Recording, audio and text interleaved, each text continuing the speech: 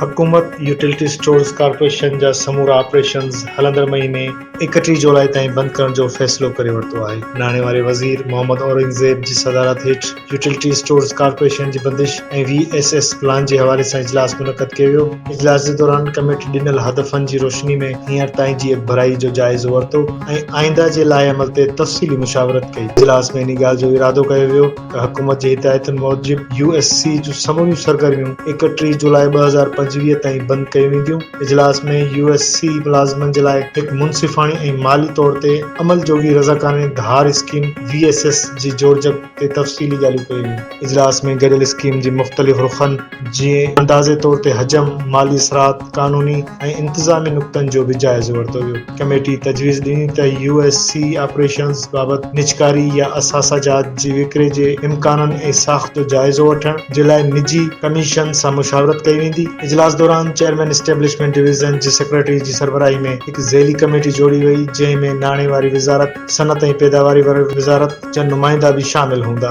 इहा ज़ेली कमेटी गॾियल VSC जे क़ानूनी, अमली, मालियाती साख़्त ऐं हजम जो जाइज़ो वठी हलंदड़ हफ़्ते जे आख़िर ताईं रिपोर्ट पेश कंदी। इहा रिपोर्ट मरकज़ी कमेटी खे हतमी सिफ़ारिशूं जोड़ण में मदद ॾींदी, जेको मुक़रर हदफ़नि मूजिबि वज़ीर आज़म आॾो पेश कया वेंदा।